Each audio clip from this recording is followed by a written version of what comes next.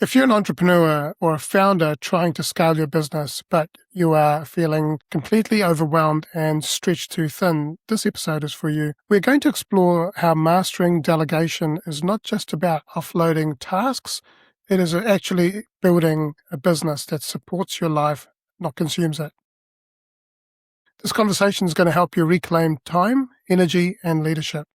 Welcome to the Champion Mindset Collective podcast. I'm your host, Anthony Dahya. I'm really looking forward to this conversation. Renee Hastings is the president and CEO of Executive Help Now, a global executive support professional service agency comprised of business operations managers and project managers, account executives, and senior executives assistants. With more than 20 years of experience, Renee and her team deliver elite project management, business operations support, and podcast production and consulting services to founders, funders, content creators, and busy executives. Her entrepreneur journey began in 1996 after earning a degree in business management. She served as a Dale Carnegie leadership training coach and a small group Bible study coach, and has appeared on NBC's KCRA News 3. Today, Renee is an inspirational speaker, podcast host, and philanthropist, and a contributor to 2 Amazon bestsellers. Her mission is simple yet powerful, freeing up time for life more important moments. Renee, it's great to have you on the Champion Mindset Collective. Hi, Anthony. It's so great to be here. I'm so super excited. Yeah, likewise. Interesting. Well, you know what? That's what life is all about, just kind of rolling with the punches. Yeah, 100%, absolutely. Renee, tell us a little bit about your journey from childhood to now. How did you get here? Yeah, so my journey starts way back in the days of my grandfather. So my grandfather was a sharecropper in the south parts of the United States, and the southern United States was very segregated. But he was a sharecropper working land for a man and ended up moving the family sharecropping to an Amish community in Wisconsin. Now, for all of the listeners who are in listen-only mode on a podcast, I'm a Black woman. My grandfather's a Black man. And for us to move into an Amish community in Wisconsin, the Midwest of the United States, we definitely stuck out. There were no other Black people where we lived. And so my grandfather instilled in us the importance of being people of our word, the importance of a very strong work ethic, and the importance of being reliable, trustworthy, dependable, and operating with an absolute standard of excellence that was non-negotiable. Because he wanted everyone's experience in that community with people who looked like us to be nothing but the absolute best representation of us. And so we had our family name at stake in how we operated. And so it was just a norm to expect excellence in everything we did because we didn't want to let the family down or make the family look bad. So fast forward a few years, my mom ended up leaving the farm community and settled in eventually Madison, Wisconsin, that had a summer youth employment program. And they, back in the day when I was growing up there, they had a program that was designed to help young people discover their natural gifts, skills, and talents. And so they would assign us to different real life job opportunities. And my first assignment was at a place called the Madison Urban League. And at the Urban League, they took me to this room that was piled high and deep, Anthony, with books and books and books on top of books. Every kind of book you can imagine, magazines, soft covers, hard covers, all of it, all mushed together. My job by the end of summer was to categorize them, organize them, label them, and track them, put them in a log them, so that they could be found later by other people.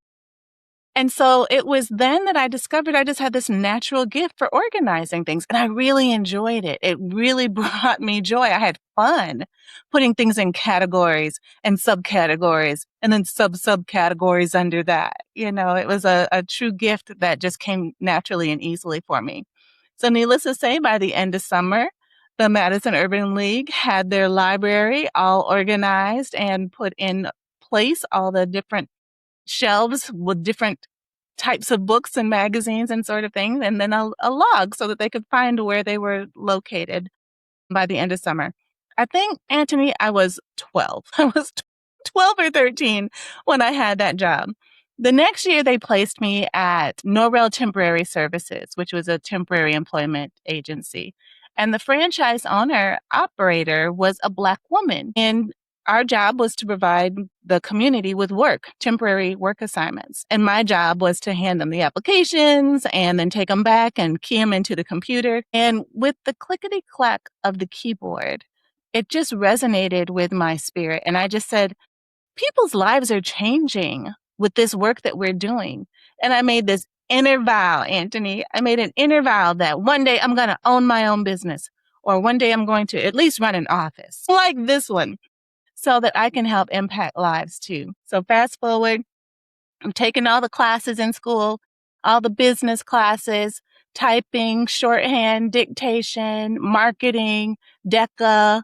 I think I was even a part of 4-H for a little while. There are all these different things. So I could learn as much as I could about what it's like in a business type environment. And I loved school so much that I ended up graduating from high school at 16 years old. But when I graduated at 16, I also ended up graduating with a 1-month-old son. So my life took a bit of a change, a pivot suddenly, and I wasn't able to go to college as soon as I thought I would. I had to immediately go to work, which I was able to do because I, at this point now, had 3 years of work experience. So I was able to get a really well-paying job working for the state of Wisconsin during the day, and then working for the phone company at night in customer service. And I was able to then take care of my family with the wages that I had earned, because I didn't want to be another statistic, because the statistics said that in my health class that one of the 10 girls in the room would be pregnant by the end of the school year. And I said, oh no, not me, not me. Well, sure enough, it was me. They said, if that girl gets pregnant, she's going to end up on welfare and she's going to be a burden on society. So I was like, at least I can control that. And that will not be my story. I will not be that statistic. So that's why I worked so much all day, all night, with my standard of excellence that was ingrained in me from such a young age. And so I was able to produce good work, excellent work, and kept advancing in my job responsibilities. And that's how my career, I put that in air quotes, but how my career supporting executives got started. And I just continued to grow and learn and become an expert at supporting executives. And it's from those experiences, as I continue to grow and support higher level executives, ultimately supporting executives of presidents and CEOs of Fortune 100 and Fortune 500 companies for 20 years, that laid the foundation for me being able to transition into entrepreneurship and leave my full-time corporate job. Wow, what a journey, Renee. And a lot of, obviously all those jobs, all those experiences built that work ethic and within you, that consistency, and to be able to work with and start your own business. Your mission is all about freeing up time and life, more important moments. Can you take us back to your early experience or a moment in your own entrepreneur journey where you realized just how vital the concept of freeing up time or delegation was? Yes, absolutely. I remember it like it was yesterday, Anthony, because I was so tired. I was so tired.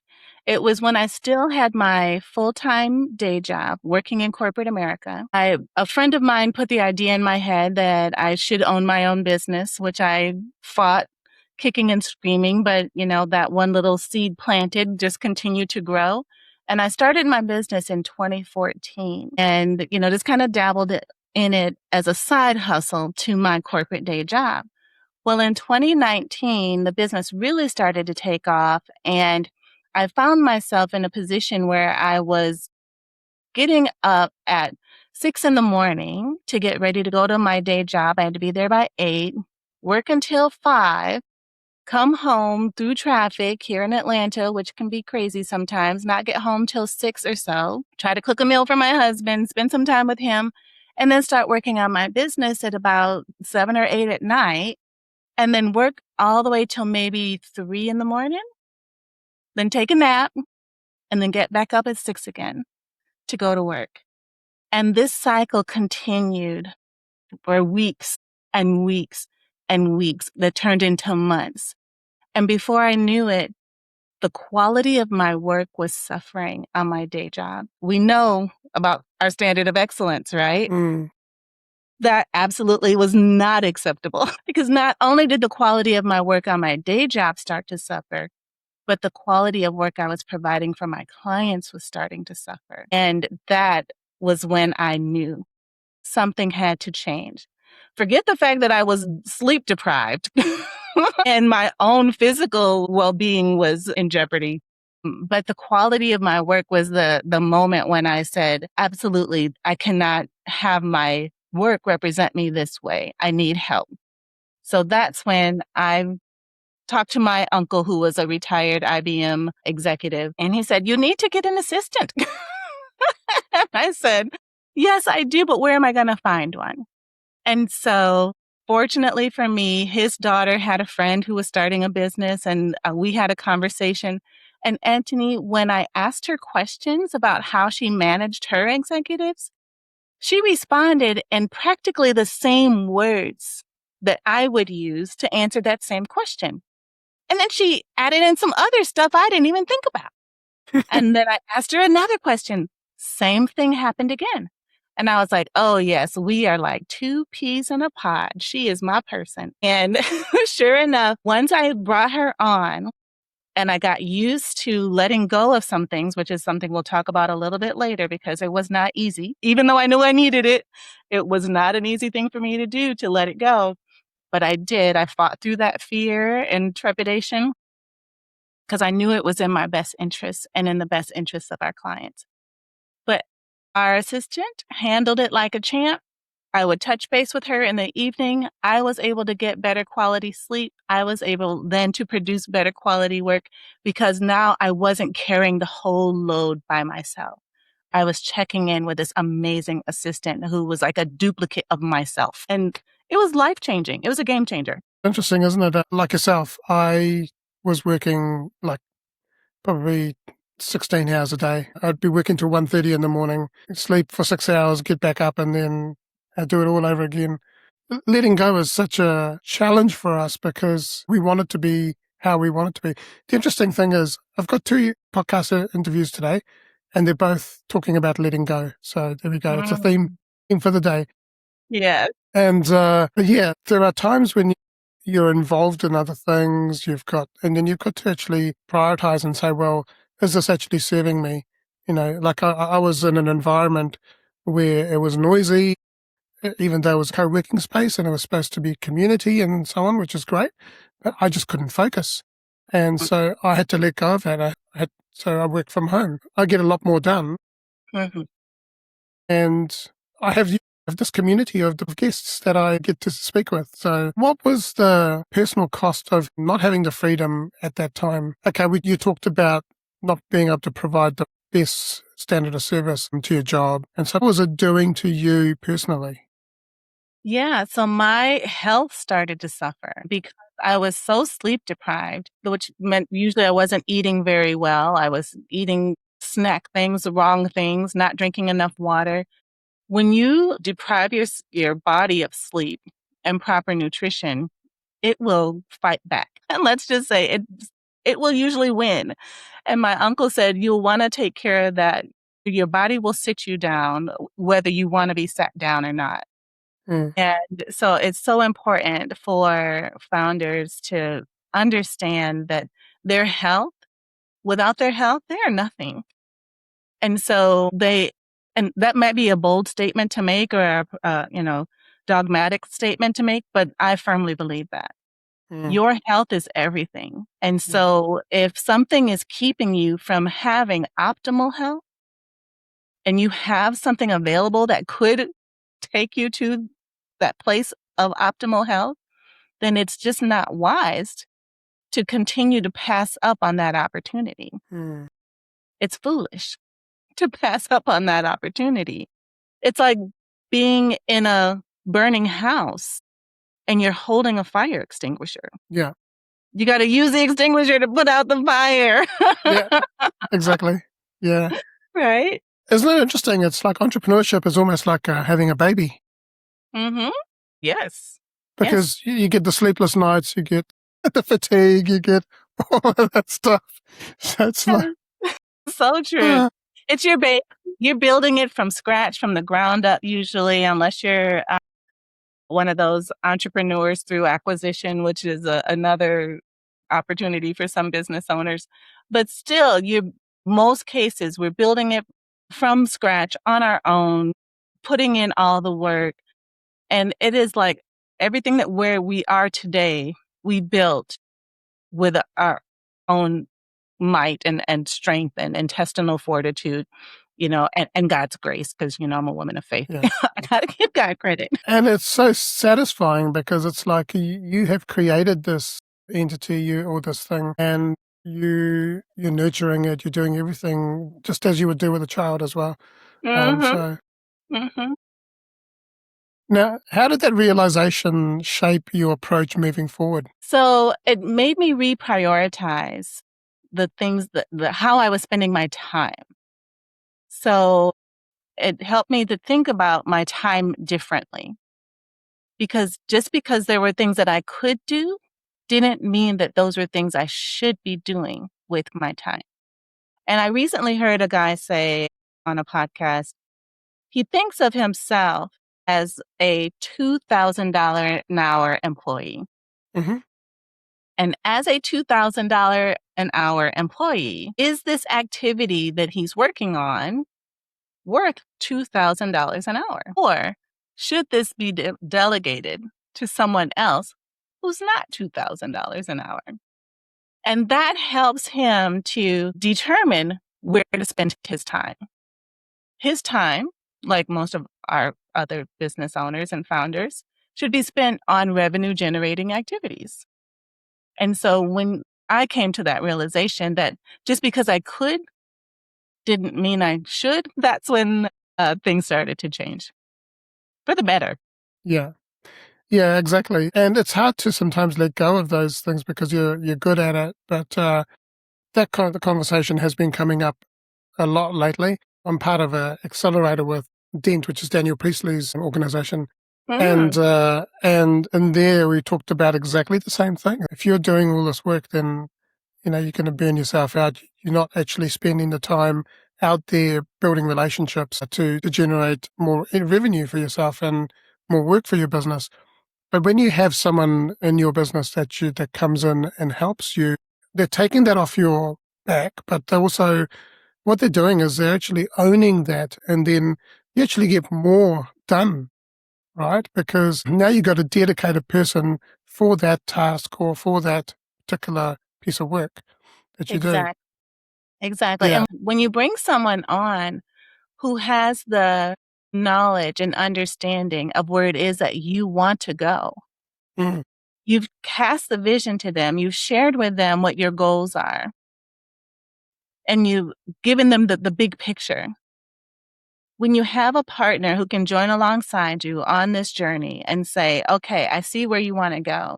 Let's look at where we are now, see what it might take to get there. What systems do we need to put in place? What processes need to be shored up? What people need to be where? You know what I mean?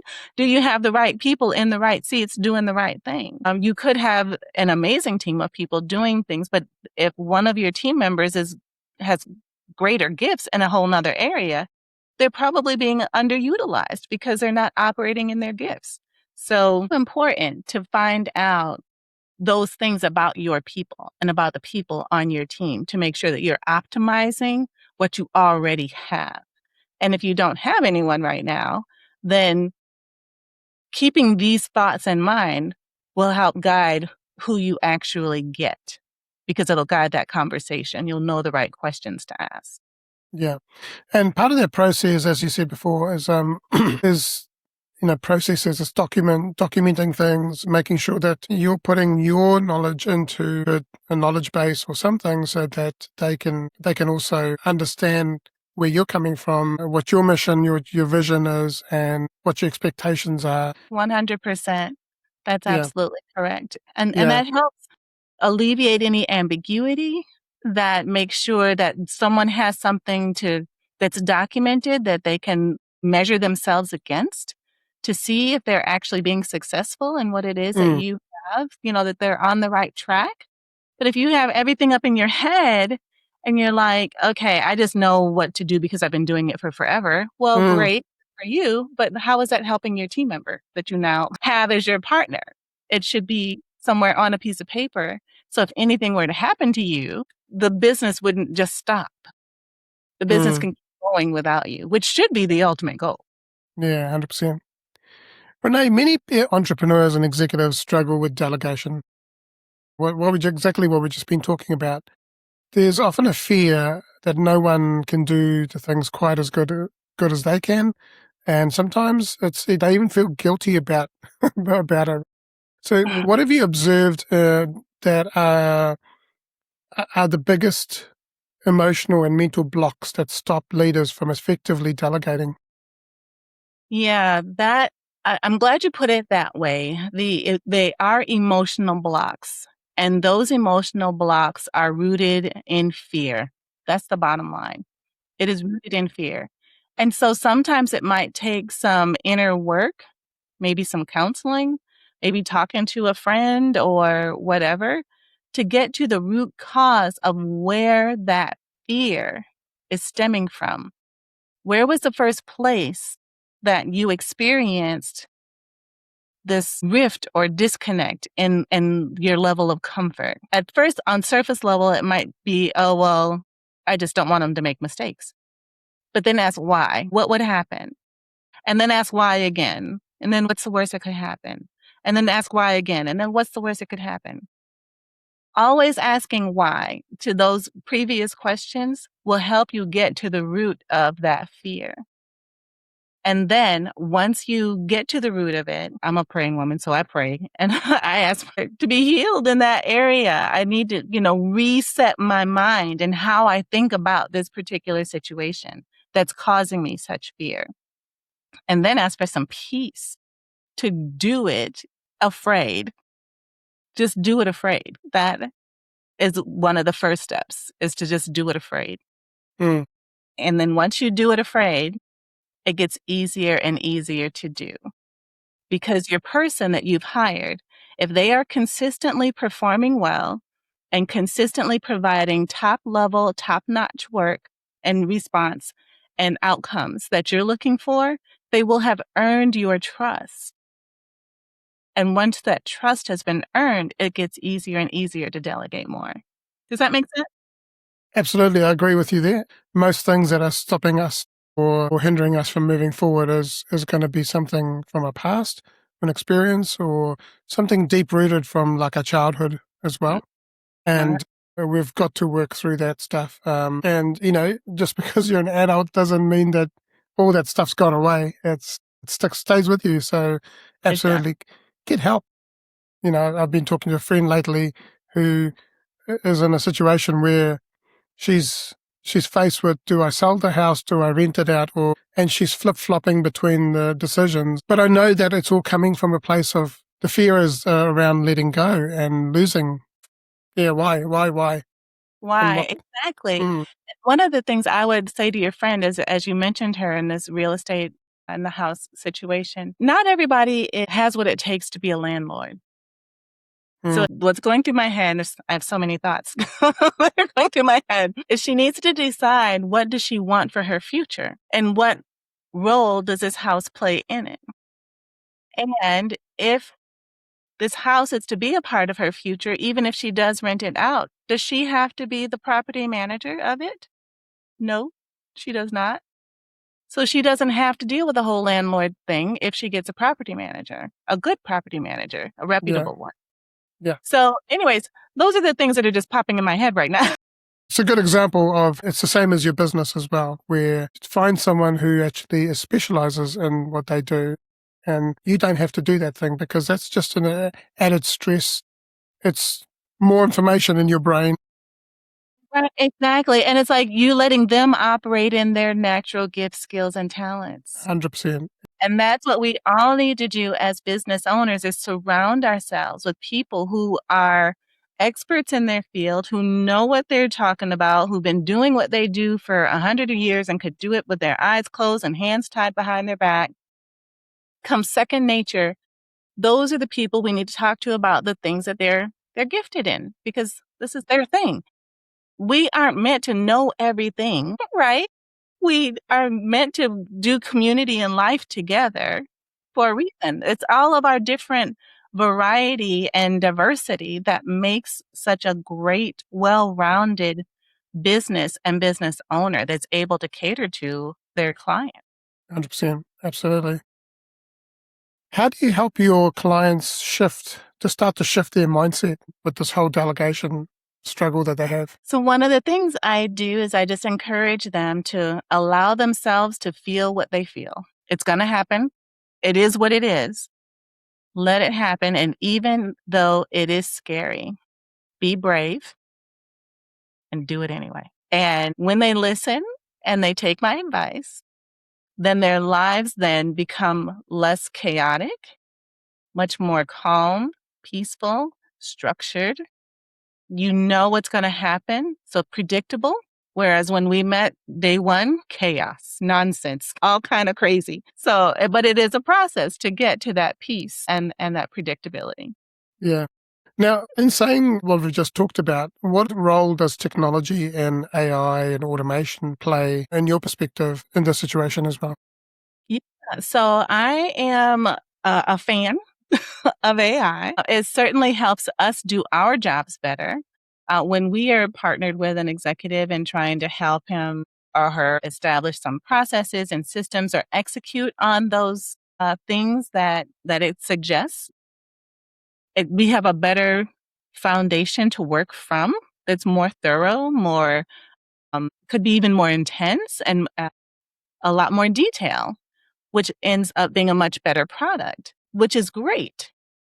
However, if someone tried to 100% run their whole business with I think that's problematic. I definitely think you need a human in the loop. HITL is now the new acronym. Hmm. You need a human in the loop to manage the output that comes out of the AI that from the prompt that you input. A lot of times the information that comes back is false, just plain wrong. It is just inaccurate. A lot of times the customer relationship isn't taken into consideration. Like when you're on the phone with a client who's having a problem, AI can't really detect that. You as a human can detect that and know how to cut something off at the pass that needs to be dealt with. And so I do believe that AI has a place and it is a great assistant, support to your assistant, but it shouldn't be the be all end all to how you operate your business. Yeah, no, it shouldn't be automated where you don't have any control at all. Agree with you. Human in the loop is the way to go. I've built a whole ecosystem, but I'm still involved in every part of the process. Before we go into the next set of questions, you have a podcast as well, and you have a production company as well for podcasting. Tell us about that. Yeah, so that was so completely unexpected. I'll start with that. As I was growing Executive Help Now, a boutique firm of business operations managers, US-based business operations managers, I was invited to be a guest on a podcast, my very first podcast I was ever a guest on. And shout out to Dan Jordan, who was the host of that show. He's a sales energizer who I absolutely adore. And he brought me on to talk about, building efficiencies and, helping salespeople out and that sort of thing. Well, the producer of that show was a retired Sony music executive, worked in A&R for 25 years. And he decided to leave Sony after 25 years and become a professional podcast producer. Well, when he learned about how we help people, how we help business owners, he said, I might need to have a conversation with you after the show because I've been producing podcasts for a long time and I love it, but there's some parts that I really don't love and I would rather not do. If I showed you and your team how to do it, do you think you guys could take care of those parts for me while I just produce shows? And I said, well, tell me more. What does it look like? So he did. He shared with me what it meant to produce a show, what all goes into it, and how he does what he currently does. I was like, oh, sure, we can do that for you. No problem. And so we started supporting him in his shows for about a year. And then after about a year of us doing this, my team said to me, Renee, you should have a show. And I was like, y'all, when am I going to have a show? I'm so busy already. I have zero time to do a show. They said, oh, we'll make it easy for you. We'll just make it so you just show up and talk. We'll do everything else. And I said, okay, if you can do that and all I have to do is show up and talk, deal, let's do it. Anthony, that was 3 years ago. And every week we have been providing content on Fridays at 1:00 because this done for you podcast production service that we provide literally makes it so the host just shows up and talks at their scheduled time for their recordings. And we batch record sessions once a month for our clients, and we do several episodes on one day. And then we manage all of the logistics involved with the sourcing and vetting the guests and the coordinating the calendars, the run of the show for each episode afterwards, the video editing and posting it on the socials. So I literally have nothing to do except show up. And that makes it easy for people to be able to do a show without having all the work that's involved in it. Because as you know, there's a lot of work involved in doing a show. Yeah, well, I love what you did there, and my intention is to get to that point where I show up. Basically all I do is I show up, do the recording, and I've got a team of people that do that for me. I'm not there yet, but what I have done is I've automated with AI.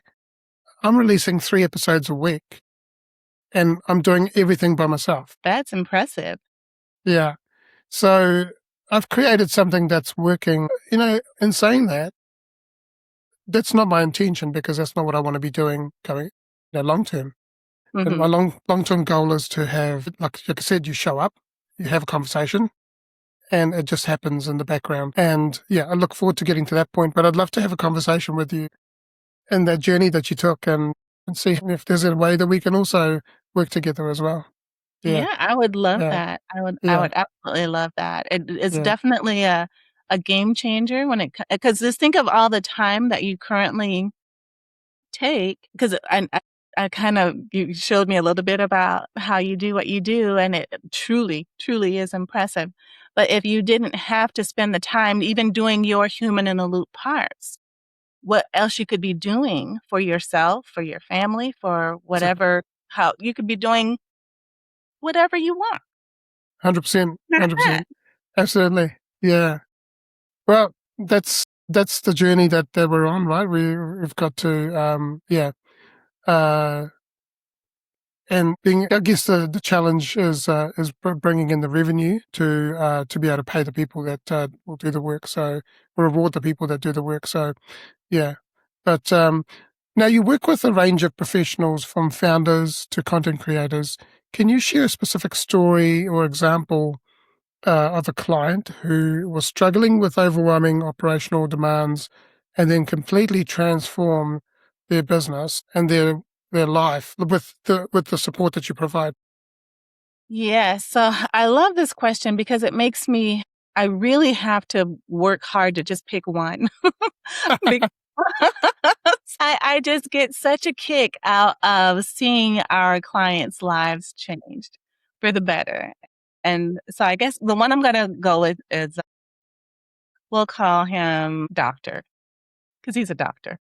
And he's also a speaker and author and does a lot of different events. And when we first met Doctor, he was carrying the load himself. He had a practice, saw clients. He was making arrangements with governmental organizations to provide class training on, because he's a subject matter expert in his specialty, which is very rare, a very narrow niche area. And so people would reach out to him asking him to come and teach and provide curriculum for as like a train the trainer type of situations on a city, state, and federal level. So he was very busy and he was doing all of this himself. And when I saw him for the very first time, you could just, I spoke to him on the phone and you could just feel the weight. You could just feel the weight he was carrying. It was heavy. It was overwhelming. And he didn't say these words, but you could tell he was about at his wit's end. Plus, he was dealing with some other personal things in his life that were not positive. And so when he came in and told me how we could best help him, I said, we can do that for you all days and, every day if you want us to, because that's what we do. But it was hard for him to delegate because he had been so used to doing everything himself. And he'd never had an assistant before. So he didn't know the importance of communication and giving direction thoroughly, providing all the information all at once so we could do all the things that we needed to do. And then the importance of letting us know when things change and the impact that has on other things that we've arranged for him. Just all the things. It was a learning curve for both of him and his assistant because he'd never had one before and never had to organize his thoughts in such a way to make sure that the person receiving the information understood it and was going to be set up for success in it. So with my coaching him and providing him some feedback on how things could be better, he listened. He was very grateful because immediately he started to feel the relief and he didn't want it to go away. And so he was willing to do whatever he had to do to make things better. And I'm going to tell you, within just a couple of weeks, I checked back in on him and I asked him how things were going. And he was like, things are great. I can do this. I'm doing this. I'm doing this. And my assistant is doing all of these things that I used to have to do. And now I don't have to do it. And things are great. And it's like, you could just feel how light he was. Like he had so much more energy. He had so much more like literal life in him. And so I really love telling that story because having an assistant for him was truly life-changing. It was a changer for him, 100%. And Yeah, that's the way it is absolutely. for all of our clients. Yeah. What was the most surprising and positive outcome for that person? Of course, you said that he had more time. What was his feedback to you, though? He just said, you're a godsend. He said I was carrying so much. It was too much for just Mm, one person to carry. And now I feel like I can actually put together a plan. Whereas before, the idea of putting together the plan was overwhelming because I had mm. so many other things that I was dealing with. So yeah, he's called us a godsend. He said things are going great. He's, very free and not feeling nearly as heavy as he was before. Yeah, it's an amazing when you actually let go of some of the things, and we get tied to these things that we don't want to let go, as we said before, Right. and the minute we do that, it actually just frees us up so much, not only physically but also emotionally, and also our brain as well gives us so much more energy back in Yeah. what we want to do. Right. And it gives you more capacity Mm, to think. Whereas when you're overwhelmed, there are too many things going on in your brain and you mm-hmm, don't have capacity to bring in any more information. mm, That keeps you from being your best self for the other people around you that you love and who look up to you and count on you for, support or wisdom or guidance. And it's hard for you to show up for them well mm, if you're already feeling overwhelmed and your cup is full. You're just filled and there's no more that you can put into your cup because of what's yeah, going on over here. yeah. There's no room for them. totally agree with you there. Often we talk about the delegation and people just think that it's offloading tasks, but you talk about it as a game changer for leadership and for business growth. What is the deeper impact of effective delegation of an entrepreneur's ability to lead and to actually grow their business?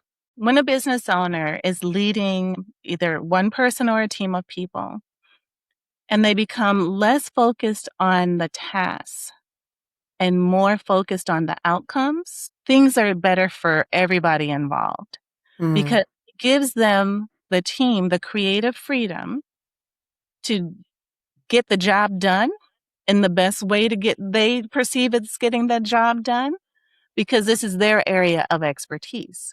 So they know the best way to get it done. They don't need to be told every single task and how to do every single thing. I mean, you explain the big picture of what you want. It's up to them to figure out, okay, if this is the end result of what needs to get done, my experience has shown me that when I do A, B, C, and D, F, G, and H happens. And that's how we get here. And so everyone brings with them a frame of reference that contributes to that desired outcome. So I think it's so important to kind of go away from that whole task mindset, assigning a task, do it this way type mindset, and allow people the freedom to work their magic because mm, this is their lane. This is what mm, they were born for. This is what they were yeah. born to do. Mm, Then you have much better results. mm. How does it change their energy and their focus? Well, then they're not carrying all the burden of everything Mm, getting done exactly that way. You know what I'm saying? So yeah. like if you're maybe baking a cake is a bad analogy because you do have to put things in the way that they have to go. But say washing a car. You got soap, you got water, you got a car. If they don't start with the hood and they start with the windows, the car is going to get washed, Mm, right? They don't have to start with the hood. You've always started with the hood because that's the way you were taught, but that don't make it the best way, no. right? And Yeah. so it's just get the car washed. Mm, That's the biggest deal. That's yeah. the end result. That's a desired outcome is a clean car. So when you stop trying to dictate every single step of the way how things get done, you have more energy and you can put that energy somewhere else. Yeah. And what have you seen happen to businesses that truly step into this sort of that embrace delegation and true leadership, and then how does it help them in their value of work? Yeah. So what it actually ends up doing is freeing them from their business Mm, so that their business, because of the team that they have around them, because the team knows what the expectation is, they know the goals that they're shooting for that week, month, quarter, whatever it looks like, you can go away. And because your team is so well prepared and they know what to do, the business will continue to operate and run smoothly without you even there. And that should be the ultimate goal. absolutely. Yeah, because if you've got things that you want to achieve in your business and in your life, you've got to let go of all those things. You can't be tied down to it. 100%. For someone who right now is listening and who's feeling stretched thin, perhaps hesitant, even considering bringing on executive support, what is one practical step that they could take today to begin unlocking the power of delegation and freeing up their time? One of the first steps I think is so important is getting your mind right. Mm, Okay, so make up in your mind, I'm not going to carry the whole load myself. hmm I'm going to get help. And then the next question is, what are they going to help you with? Well, that's for you to decide. Start making a list of the things that you're spending your time doing that is not generating revenue for the business. Most of those things, whether it's checking email, whether it's planning your travel, whether it's putting together a presentation for an investor or a board meeting or other activities that you may have going on, all of these things need to get done, yes, but they don't have to get done by you. If you are trying to get a system in place for streamlining a process. That's great, but you don't have to be the one to execute on all the things that it takes to streamline that process. You provide a range of the things of what need to get done, and your assistant can handle the executing and the follow through and the follow up on that new process. Does that make sense? Yeah, it does. Yeah, absolutely. What is the easiest way to identify which tasks can be delegated first? The ones that don't make you money. Yeah. So the repetitive ones that don't make you money. Yeah. They're not making you money. You should not be doing it. You should be spending your time doing the things that are revenue generating for the business. And what are some of those tasks that you see when you're working with some of the clients that you work with? What kind of tasks are you seeing that people or businesses can start to let go or either delegate or automate?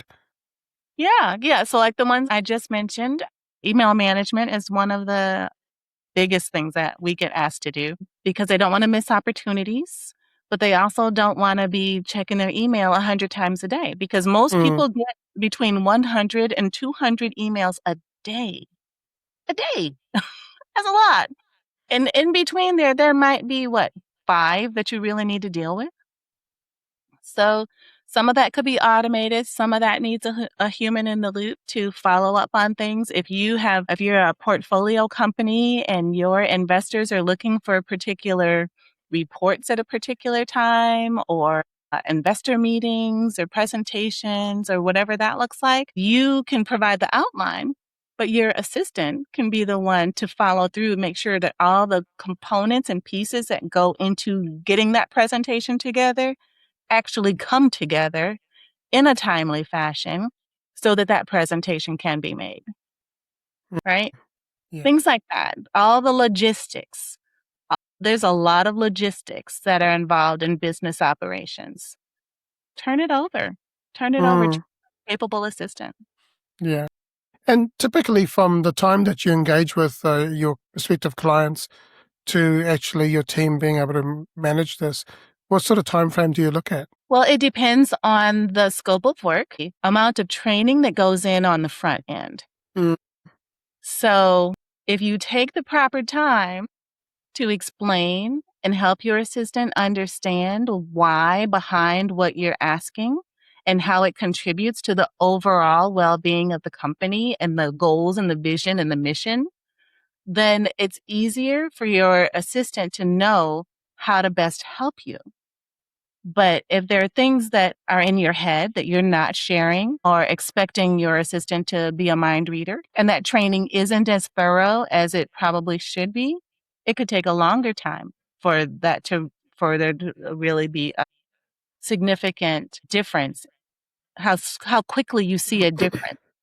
But when you take that time up front to be thorough, to share your vision, to share, help your assistant understand the mission and what the desired outcome is for this month, this quarter, this year, next year, and the next 5 years. All of that is so important. The more information your assistant has, the quicker they'll get up the learning curve and the quicker they can become even more of a resource to you. What is one small win that entrepreneurs and business owners can aim for this week? I would say this week, do a time audit. It might sound like a lot. It's not a lot. But if you track your time of how you're spending each moment of activity in your day, just do it for 2 days maybe, then that will help you refocus on the amount of time that it takes for all of this to get done and how much you can actually buy back. That's how much time you can get back if you give all of that to somebody else. Yeah. Right? Yeah. Yeah. So I would say do a time audit. Yeah. I was speaking with a lady yesterday on the podcast, and she said exactly the same thing. Is write down every task that you do, how long does it take, and then at the end of the week, and you could put this into either a spreadsheet. Advice was you could actually also talk to your favorite AI and then get it to summarize it for you at the end of the week and say, where did I spend the most amount of time where I maybe shouldn't be spending it? That's a great way of doing that as well. Yeah, absolutely. Now, Renee, is there anything else you'd like to share before we go to the quick fire questions? And also tell us about how people can connect with you, how they can find out more about your services and so on. Yeah, so we're on our website is executivehelpnow.org. We are not a nonprofit, but that's a whole nother story for another day. We're on all the socials, LinkedIn, Instagram, Facebook, TikTok, at Executive Help Now. Livestream Editors is the podcast production company, and so that's at livestreameditors.com, and that's editors with an S.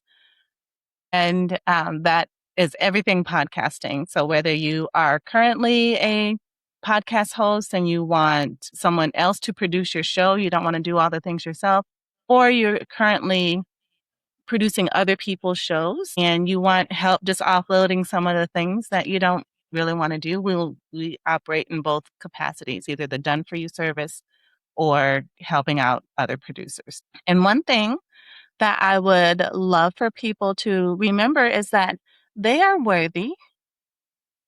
Know this. You're worthy of support. You don't have to feel some kind of way about getting support. And when you finally make that decision to get the support you need, your life is going to change for the better forever.